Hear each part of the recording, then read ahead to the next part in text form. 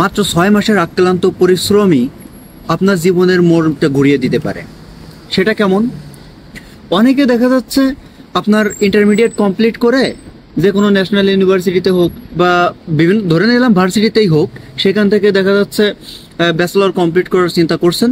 Bachelor complete করে আপনি আপনার ক্যারিয়ার ডেভেলপ করবেন। আপনি যদি আপনার ইংলিশের পিছনে অথবা আইএলটিএস এর পিছনে 6 মাস এক্সপেন্ড করেন, তাহলে অবশ্যই আপনার সফলতা আসার চান্স অনেক বেশি। কারণ আপনি যদি আপনার জীবনে সফলতা অর্জন করতে চান, আপনাকে অবশ্যই বাংলাদেশ ত্যাগ করতে হবে।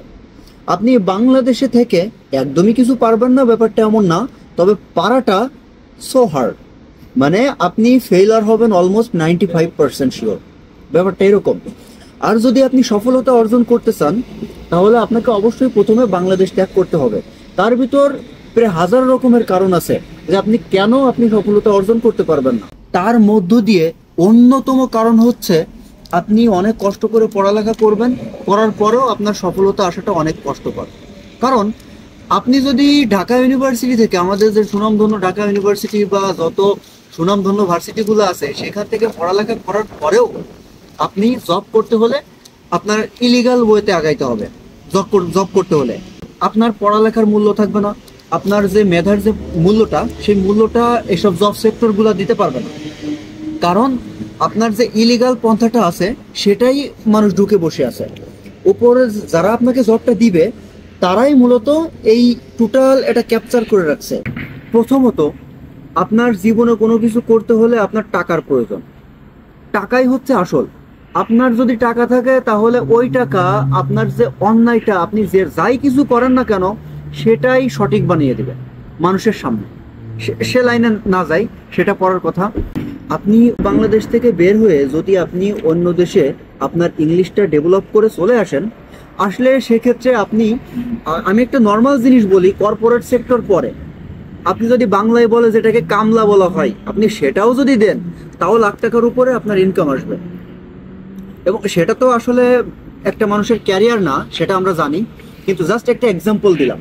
কিন্তু এই সামান্য ছোট যে কাজটা, হোয়াটসঅ্যাপ যেটাকে বলা হয়, সেটা যদি আপনি বাংলাদেশে করেন, তাহলে কত টাকা বেতন পাবেন? 5 থেকে 7 হাজার টাকা। আপনি বাংলাদেশের থেকে সুনামধন্য ভার্সিটির থেকে স্টাডি করার পর আপনি ভালো একটা জব পাবেন, আপনার স্যালারি আসবে 18 থেকে 20 হাজার টাকা ম্যাক্সিমাম, যেটা আপনার নিজের চলতে গেলে আপনার জীবন চলে যাবে, আর ফ্যামিলি তো দূরে থাকে।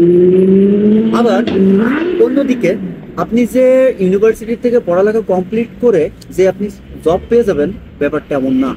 কারণ আপনি প্রত্যেক বছরে অ্যাপ্রক্সিমেটলি ইউজিসি নামের যে সংস্থাটা আছে, যে সাধারণত রিপোর্ট কালেক্ট করে বিভিন্ন ইউনিভার্সিটির, সেটার থেকে ইনফরমেশনটা নেওয়া, সেটা হচ্ছে অলমোস্ট এই যে বিগত 23 সালের প্রায় 9 লাখ স্টুডেন্ট গ্রাজুয়েটেড, মানে প্রায় 9 লাখ স্টুডেন্ট গ্রাজুয়েশন কমপ্লিট করতেছে বাংলাদেশের সকল বিশ্ববিদ্যালয় থেকে।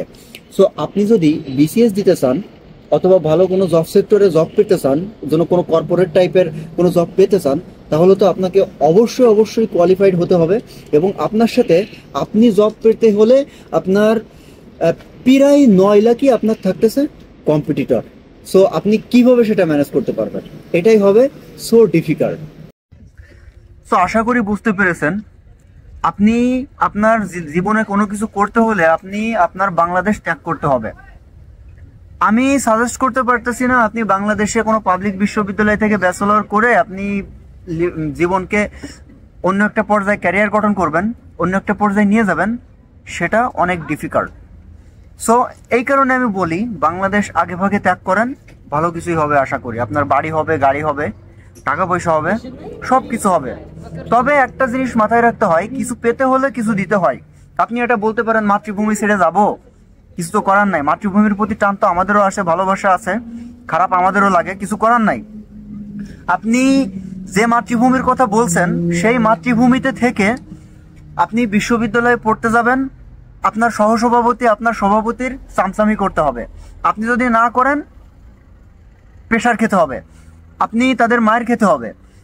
যদি তাদের কথা না শোনেন, ইভেন তারা আপনাকে মেরেও ফেলতে পারে। তাদের এগেনস্টে যদি আপনি সত্যের পথে থাকতে চান, তারাও অন্যায় কিছু করবে, তাদের আপনাকে সাপোর্ট করতে হবে। সুতরাং তারা যদি যেটা বলে সেটাই কারেক্ট, তাদের এগেনস্টে আপনি কিছু গিয়ে বলবেন, আপনাকে মেরে ফেলা হবে। ইভেন আপনাকে মেরে ফেলানোর পর আপনার ফ্যামিলি আপনার বিচারটা পাবে না। সুতরাং আপনি ও দেশে থেকে কি করবেন? বর্তমান সিচুয়েশনটা হচ্ছে এমন। সো আমার কথাগুলো হয়তো বুঝতে পেরেছেন আমি কি বলতে চেয়েছি। সো যদি লাইফে কিছু করতে চান, আপনি বাংলাদেশ ত্যাগ করেন, তাহলে ভালো থাকবেন। আপনার বাড়ি হবে, গাড়ি হবে, আপনার যা প্রয়োজন দুনিয়াতে ভালোভাবে চলতে গেলে সব কিছু হবে আশা করি। এবং আপনাকে সেই জন্য স্ট্রাগল করে যেতে হবে, আপনাকে ভালো কিছু করার ট্রাই করতে হবে। অ্যাটলিস্ট স্টুডেন্ট বিষয়ে আসার জন্য তো আপনাকে ইংলিশটা অবশ্যই ডেভেলপ করা লাগবে, আপনার স্কিলটা। সো এখন থেকে আপনি শুরু করে দিন, ভালো কিছু হবে আশা করি। আপনার যদি একাডেমিক রেজাল্টটা মোটামুটি ভালো থাকে, একটু থাকে, আর এবং আপনার যে ইংলিশ যে স্কিলটা সেটাও যদি মোটামুটি ভালো হয়, তাহলে আপনি অবশ্যই বিদেশ আসতে পারবেন 100%। এটা অলমোস্ট শিওর আপনি। তবে আপনার প্রসেসটা থাকতে হবে। আপনি প্রসেসটা যদি না থেকে যদি বলেন যে আমি একাডেমিক কোয়ালিফাইড কিন্তু আমার ভিসা হচ্ছে না কেন, এরকম তো না। সব কিছু ঠিকঠাক থাকলে আশা করি ভালো কিছু হবে। সো আজকের ভিডিওটা এই পর্যন্তই, দেখা হবে নেক্সট কোনো গুরুত্বপূর্ণ ভিডিওতে। সো সে পর্যন্ত ভালো থাকুন। আসসালামু আলাইকুম।